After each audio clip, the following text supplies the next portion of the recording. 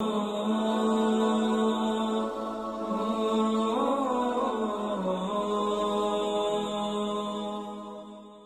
باللہ من الشیطان الرجیم بسم اللہ الرحمن الرحیم ان اللہ و ملائکتہ یصلون علی النبی یا ایھا الذین آمنوا صلوا علیہ وسلموا تسلیما اللہم صلی علی سیدنا و مولانا و اصحاب سیدنا و مولانا محمد مبارک وسلم وصلی علیہ الصلاۃ والسلام علیک یا سیدی یا رسول اللہ الصلاۃ والسلام علیک یا سیدی یا حبیب اللہ۔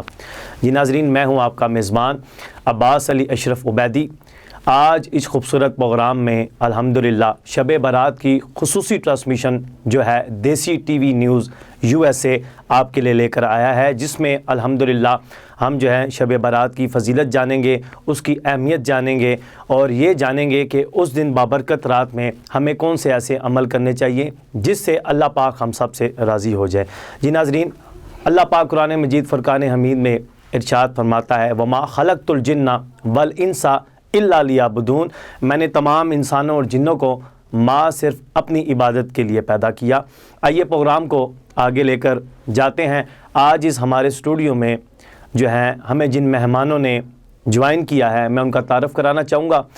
آج کے جو ہمارے پہلے مہمان ہیں خطیب پاکستان، خطیب نکتہ دان، آپ ان کو مختلف ٹی وی چینلوں کے اوپر دیکھتے رہتے ہیں، سوشل میڈیا پر دیکھتے رہتے ہیں، حکمت بھی جانتے ہیں الحمدللہ۔ میری مراد جناب حضرت علامہ مولانا حکیم محمد اخلاق الخیری صاحب موجود ہیں ہمارے اسٹوڈیو میں۔ السلام علیکم۔ وعلیکم السلام۔ علامہ صاحب کیسے ہیں آپ؟ الحمدللہ۔ یہ تھے علامہ صاحب، انشاءاللہ تھوڑی دیر کے بعد ان سے الحمدللہ شب برات کی فضیلت کے اوپر ہم جو ہے گفتگو کریں گے، اور خدا کا ذکر کریں، ذکر مصطفیٰ نہ کریں، ہمارے منہ میں وہ ایسی زباں خدا نہ کرے۔ ملک پاکستان کے عظیم اور نامور ثنا آج ہمارے ساتھ اسٹوڈیو میں موجود ہیں، میں ان کا بھی تعارف کرانا چاہوں گا۔ میرے ساتھ میرے بڑے خوبصورت دوست، میری مراد جناب محمد عبدالرؤف قادری صاحب نقشبندی، آپ موجود ہیں۔ انشاءاللہ آپ بھی اس پروگرام کا آغاز جو ہے حمد باری تعالیٰ سے کریں گے، بلکہ میں یہ چاہوں گا کہ اس پروگرام کا آغاز جو ہے رؤف بھائی آپ جو ہے حمد باری تعالیٰ سے کریں۔ وعلیکم السلام ورحمۃ اللہ وبرکاتہ۔ بہت شکریہ عباس بھائی، میں آپ کا تہ دل سے شکریہ ادا کرتا ہوں ناچیز کو اس ٹی وی چینلز پہ مجھے حکم ہوا آنے کا۔ اللہ پاک میرا آنا، علامہ صاحب کا آنا قبول و منظور فرمائے۔ میں انشاءاللہ حمد باری تعالیٰ کے چند اشعار پیش کرتا ہوں، دیکھنے والے سننے والے بھی میرے ساتھ اس حمد میں شامل ہو جائیے، اور ہو سکے تو آگے اس کو شیئر بھی کر دیجیے۔ درود پاک پڑھ لیجیے۔ اللہم صلی علی سیدنا و مولانا محمد معدن الجود والکرم وعلی آلہ واصحابہ وبارک وسلم صلاۃ و سلاما علیک یا سیدی یا رسول اللہ صلی اللہ علیہ وآلہ وسلم۔ حاضر ہے تیرے دربار میں ہم، حاضر ہے تیرے دربار میں ہم، اللہ کرم اللہ کرم اللہ کرم اللہ کرم اللہ کرم اللہ کرم اللہ کرم اللہ کرم اللہ کرم اللہ کرم۔ حاضر ہے تیرے دربار میں ہم، حاضر ہے تیرے دربار میں ہم، اللہ کرم اللہ کرم اللہ کرم اللہ کرم۔ جن لوگوں پہ ہے انعام تیرا،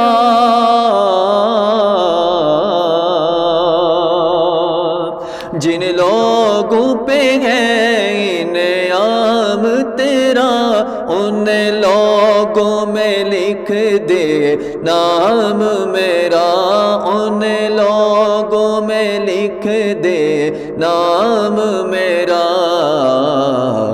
محشر میں میرا رہ جائے برہم، محشر میں میرا رہ جائے برہم، محشر میں میرا رہ جائے برہم، اللہ کرم اللہ کرم اللہ کرم اللہ کرم اللہ اللہ کرم اللہ کرم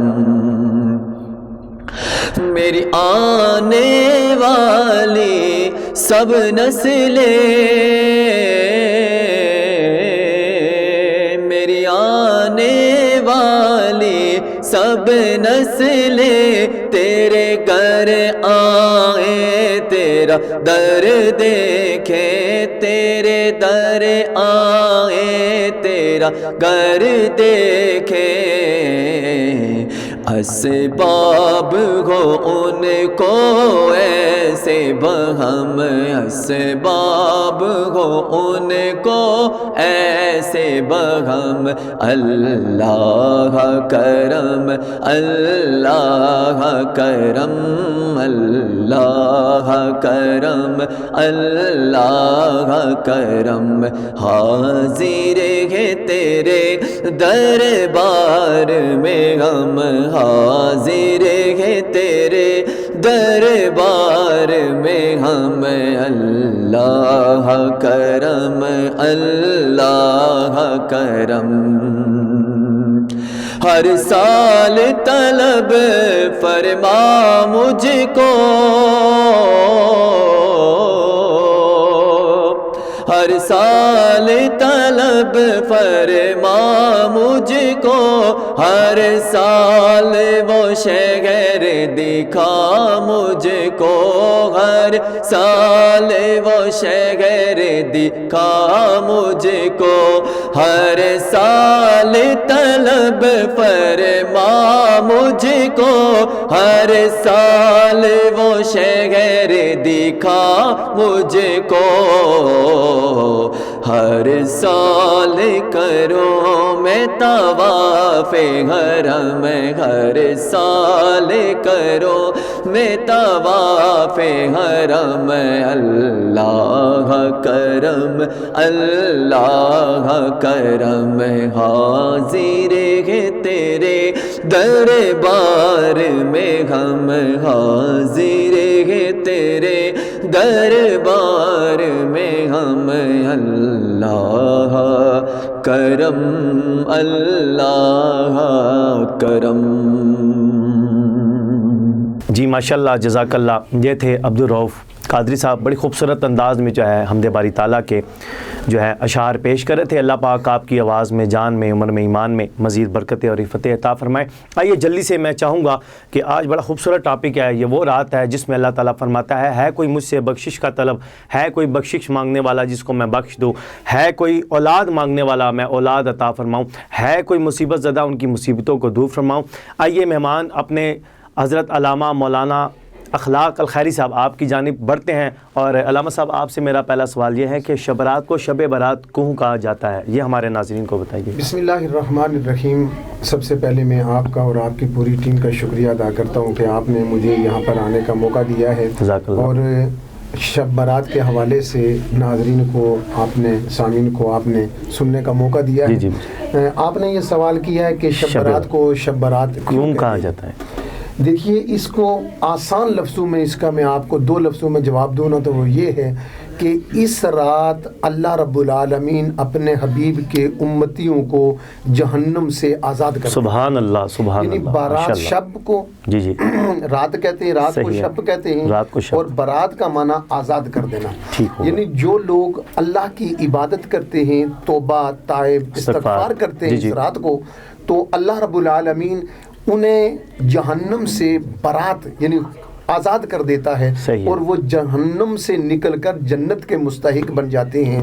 یہاں تک کہ اگر کوئی بندہ جہنم کا مستحق ہے تو جب وہ اس رات کو عبادت کرتا ہے اور اس رات میں خصوصیت کے ساتھ, یوں تو کسی بزرگ سے کسی نے پوچھا کہ بتائیں شب قدر کی نشانی کیا ہے, کیا بات. انہوں نے فرمایا کہ ہر شب قدر گر تو قدر دانی, ہر رات شب قدر ہے, تو اگر اس کی قدر کرے. لیکن یہ جو رات ہے مخصوص شب برات، اس شب برات کو اللہ رب العالمین اپنی شان قدرت کے مطابق اور اپنے جسم اطہر جیسا کہ اس کا ہے، اس کو کسی سے تشبیہ نہیں دی جا سکتی، وہ خود آسمانی دنیا پر نزول فرماتا ہے اور اپنے بندوں کی بخشش کے لیے وہ منتظر رہتا ہے، بندوں کی عبادت کے لیے، ان کی توبہ طائب کے لیے، استغفار کے لیے، یہاں تک کہ اللہ کے نبی صلی اللہ علیہ وآلہ وسلم کا ارشاد پاک ہے کہ ایک بندہ پاؤں کے ناخن سے لے کر سر کے بالوں تک گناہوں میں ڈوبا ہوا ہو، تو جب وہ خالصتاً اللہ کی بارگاہ میں آ جاتا ہے، سجدہ ریز ہو جاتا ہے، تو اللہ رب العالمین اس کے گناہوں کو نہیں دیکھتا، وہ شان بے نیازی کا مالک ہے، سبحان اللہ سبحان اللہ، وہ دل کی نیت کو دیکھتا ہے، دل کی کیفیت کو دیکھتا ہے، اور اگر خلوص دل کے ساتھ بندہ اس کی بارگاہ میں جھک جائے نا تو وہ اس کے گناہوں کو معاف کر دیتا ہے۔ یہ ہر رات کا معاملہ ہے، لیکن شب برات یہ خصوصی رحمتوں والی رات ہے، برکتوں والی رات ہے، فضیلتوں والی رات ہے، عظمتوں والی رات ہے، رفعتوں والی رات ہے، یہ گناہوں سے چھٹکارے والی رات ہے، یہ جہنم سے آزادی والی رات ہے۔ کیا بات ہے، کیا بات ہے، ماشاءاللہ، جزاک اللہ۔ جی ناظرین، آپ نے دیکھا کہ شب برات کیوں کہا جاتا ہے شب رات کو، بڑی آپ نے علامہ صاحب نے بڑی خوبصورت گفتگو فرمائی ہے۔ دل تو یہی چاہ رہا ہے کہ آپ جو ہے بیان کرتے رہیں، فضیلت بتاتے رہیں، ہم سنتے رہیں، لیکن علامہ صاحب یہاں میں یہ چاہوں گا کہ شب برات کے اوپر کافی لوگ جو ہیں عبادت کو چھوڑ کر کچھ پٹاخے بجا رہا ہوتا ہے، کچھ گیمیں کھیل رہا ہوتا ہے، لیکن آپ ہمارے ناظرین کو یہ بتائیں کہ اس رات جو ہے ہمیں کون سا ایسا عمل کرنا چاہیے جس کے عمل کرنے سے ہماری بخشش ہو جائے؟ ماشاءاللہ جی، سب سے پہلی بات تو یہ ہے کہ آوارہ گردی، پٹاخے چلانا یا فضول، یہ تو ہر اسلام ہر موڑ پر اس کی مخالفت کرتا ہے، لیکن مثبت سرگرمیوں کی اسلام مخالفت نہیں کرتا، ٹھیک ہے، مثبت گیم کی، مثبت کھیل کی، اور وہ کھیل دیکھیں آقا کریم صلی اللہ علیہ وسلم کے زمانہ اقدس میں نیزہ بازی کا کھیل کھیلا جاتا تھا، وہ پتھر پھینکنے کا، مجاہدین آتے تھے، وہ پریکٹس کرتے تھے، کھیلتے تھے۔ اسلام آج بھی مثبت سیر و تفریح کی مخالفت نہیں کرتا، ٹھیک ہے۔ اب سوال آپ کا یہ ہے کہ اس رات کو بندہ کون سی عبادت کرے، تو میرے ذہن میں ایک حدیث آئی ہے، اللہ کے نبی صلی اللہ علیہ وآلہ وسلم فرماتے ہیں کہ شب برات والی رات جبریل میرے پاس آیا، سبحان اللہ، اور آ کر عرض کرنے لگا، یا رسول اللہ صلی اللہ علیہ وسلم اپنی چشم کرم کو اٹھائیے، آسمان کی طرف دیکھیے۔ حضور فرماتے ہیں میں نے دیکھا نا تو آسمان، ساتوں آسمانوں کے دروازے کھلے ہوئے ہیں، اور پہلے آسمان کے دروازے پہ جو فرشتہ کھڑا ہے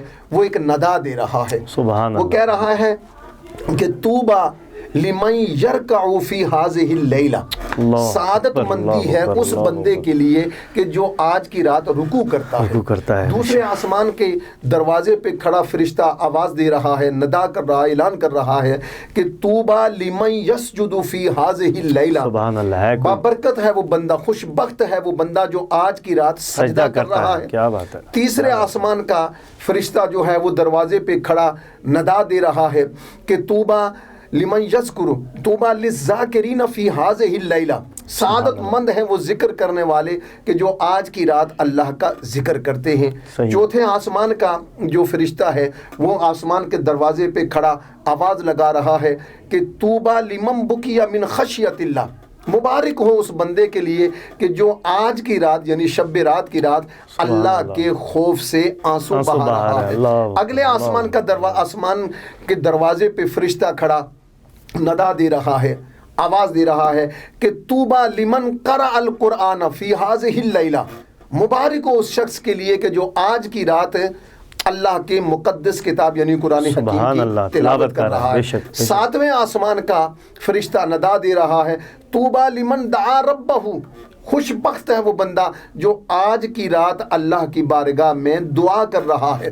پھر وہ فرشتہ آواز دیتا ہے حل من سائل فیؤتی سوالہ، ہے کوئی سوال کرنے والا کہ اس کے سوال کو پورا کیا جائے۔ حل من تائب فیتاب علیہ، ہے کوئی توبہ کرنے والا کہ اس کی توبہ کو قبول کیا جائے۔ حل من داع ربہ فیدعا دعاہ، ہے کوئی ایسا دعا مانگنے والا کہ اس کی دعا کو قبول کر لیا جائے۔ تو اب نتیجہ یہ نکلا کہ اس رات کو رکوع کرنا، سجود کرنا، قیام کرنا، ذکر کرنا، قرآن حکیم کی تلاوت کرنا، اللہ سے دعا مانگنا، یہ سارے اعمال ہیں۔ یہاں پر میں ایک بات اور کہوں گا، جی بسم اللہ، مثلا نفل نماز بندہ پڑھتا ہے، پڑھنی چاہیے اس رات کو بالخصوص اہتمام، لیکن سب سے بڑھ کر عبادت جو ہے وہ قرآن کی تلاوت ہے۔ تلاوت قرآن کے بعد پھر بندے کو ذکر اذکار، اصلاح تسبیح اور کچھ لوگ اہتمام کرتے ہیں، جس طرح کہ ہمارے صوفیاء کرام اولیاء اعظام اس رات کو ایک خاص ذکر کا حلقہ قائم ہوتا ہے، اور 4 اسبات کا ذکر، لا الہ الا اللہ،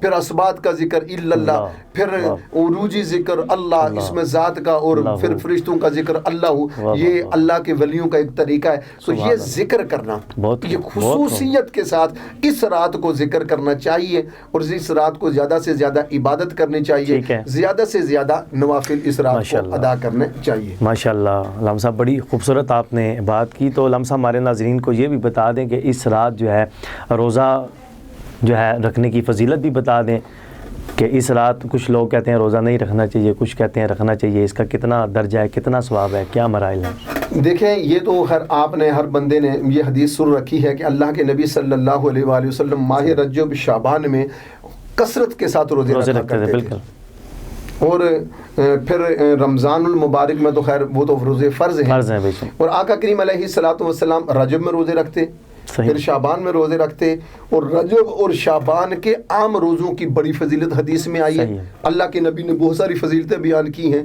اور جب بندہ ویسے بھی روزہ رکھتا ہے نا، فرض روزہ نہیں، نفل روزے کی بات کر رہا ہوں، تو گناہوں سے بندہ دور ہوتا ہے، ٹھیک ہے، بچ جاتا ہے، وہ اس کی کوشش ہوتی ہے کہ اب اس کی زبان گناہوں سے بچی، روزے میں ہے وہ کوشش کرتا ہے۔ تو ویسے بھی روزہ رکھنا چاہیے، ٹھیک ہو گیا، روزے کی بہت بڑی فضیلت ہے، روزہ تزکیہ نفس کرتا ہے۔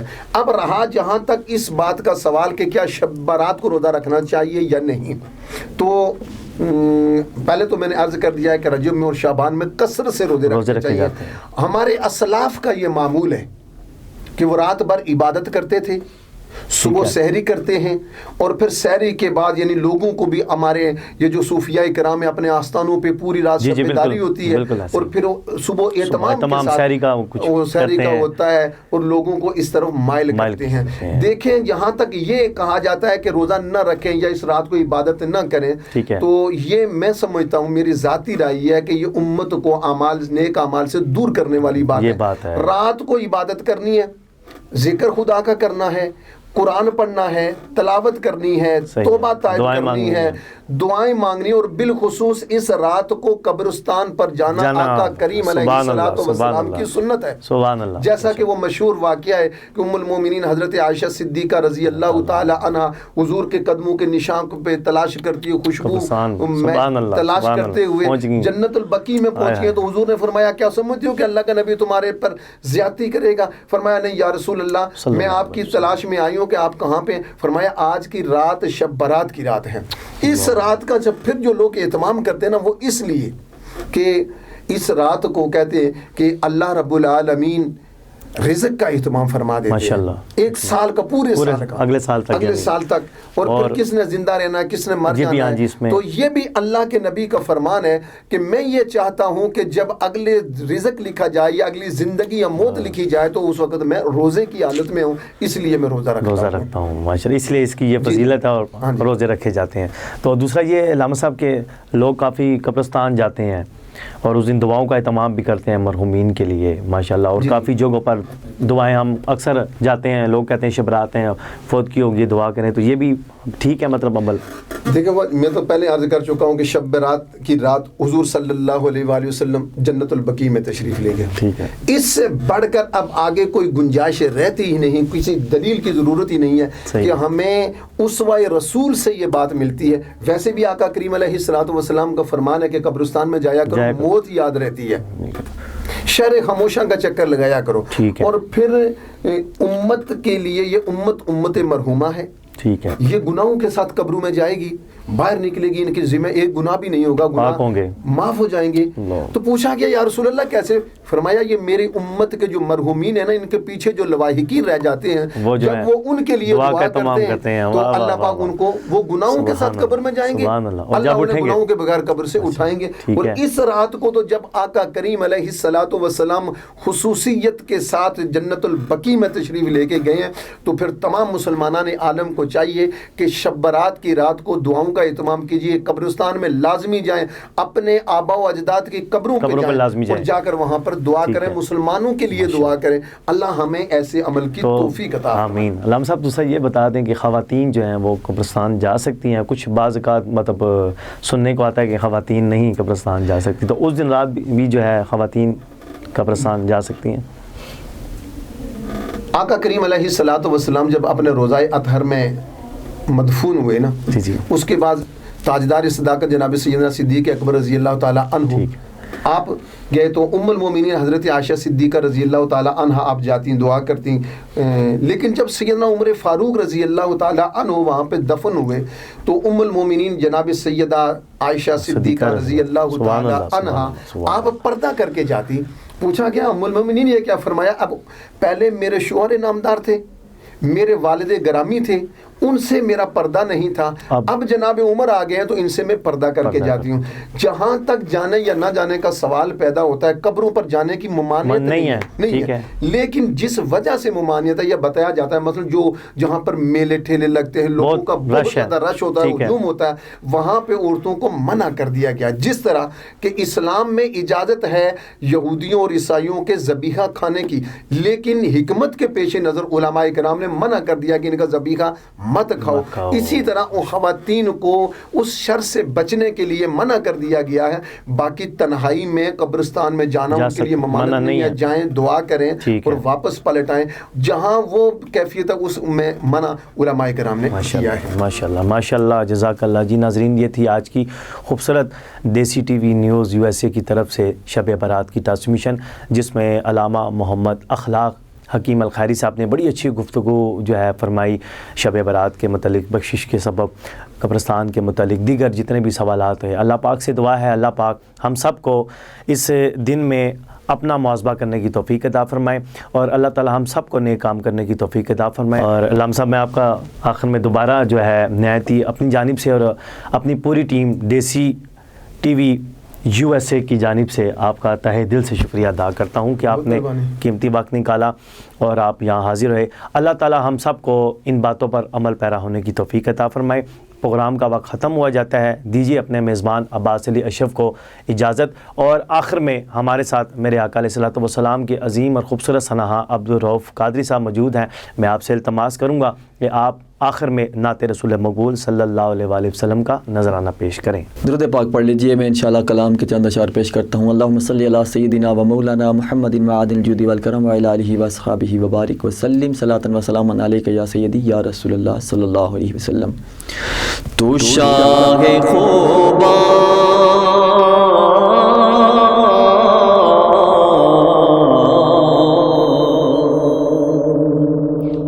تو شاہ خوبا تو جانے جانا، تو شاہ خوبا تو جانے جانا ہے، چہرہ ام الکتاب تیرا نہ بن سکی ہے، نہ بن سکے گا، نہ بن سکی ہے میرے آقا، نہ بن سکی ہے، نہ بن سکے گا مثال تیری، جواب تیرا تو سب سے اول، تو سب سے آخر، ملا ہے حسن دوام تجھ کو ہے، عمر لاکھوں برس کی تیری ہے، عمر لاکھوں برس کی تیری، مگر ہے تازہ شباب تیرا، نہ بن سکی ہے، نہ بن سکے گا مثال تیری، جواب تیرا۔ اور بڑا خوبصورت خوبصورت شعر لکھا ہے شاعر نے، سماعت کریے۔ خدا کی قدرت نے ڈال رکھے ہیں تجھ پہ 70,000 پردے ہیں، تجھ پہ 70,000 پردے۔ خدا کی قدرت نے ڈال رکھے ہیں تجھ پہ 70,000 پردے، جہاں میں لاکھوں گے دور بنتے جو ایک بھی اٹھتا حجاب تیرا۔ اور مقطع سے بات کریے، بڑا خوبصورت شاعر نے لکھا مقطع، اور میری نعت شریف کمپلیٹ ہو جائے گی۔ سنیے مقطع لکھتا کیا ہے تو بسائن عجیب انسان جو خوف محشر سے ہے ہراساں، ہے تو بسائن عجیب انسان جو خوف محشر سے ہے ہراساں۔ ارے تو جن کی ہے نعت پڑھتا، ارے تو جن کی ہے نعت سنتا، ارے تو جن کی ہے نعت پڑھتا، ارے تو جن کی ہے نعت پڑھتا، وہی تو لیں گے حساب تیرا۔ نہ بن سکی ہے نہ بن سکی ہے، نہ بن سکے گا مثال تیری جوان